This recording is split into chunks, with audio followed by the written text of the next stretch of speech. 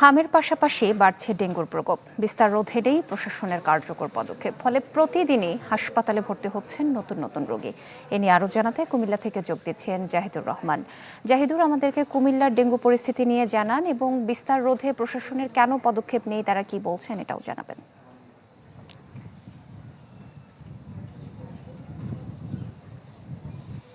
নগদ নিয়ে এলো হার না মানা হার অফার। সর্বনিম্ন 10,000 টাকা রেমিটেন্স নগদে পাঠালে থাকছে স্বর্ণের হার জেতার সুযোগ।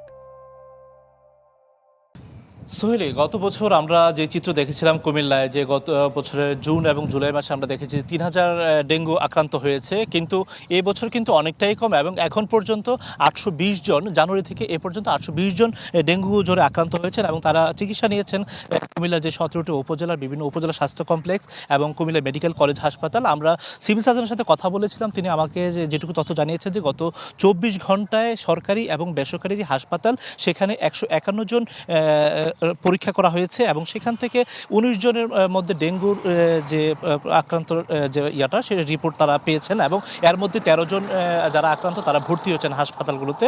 এই তথ্য আমাকে জানানো হয়েছে। তবে এর বাইরে একটা তথ্য আপনাকে জানিয়ে রাখি যে গত মাসেও কিন্তু এই জেলায় 494 জন ডেঙ্গুতে আক্রান্ত হয়েছেন এবং শুধু চলতি মাসের গত 3 দিনে 115 জন আক্রান্ত হয়েছে বলে আমাদেরকে সিভিল সার্জন জানিয়েছেন। এবং তিনি যেটা বলছেন যে যেহেতু ডেঙ্গু সংক্রমণ বাড়ছে ক্রমান্বয়ে কুমিল্লার যে উপজেলা পর্যায়ে, সেজন্য তিনি স্থানীয় যে প্রশাসন রয়েছে তাদেরকে চিঠি আকারে বিষয়টি অবগত করেছেন।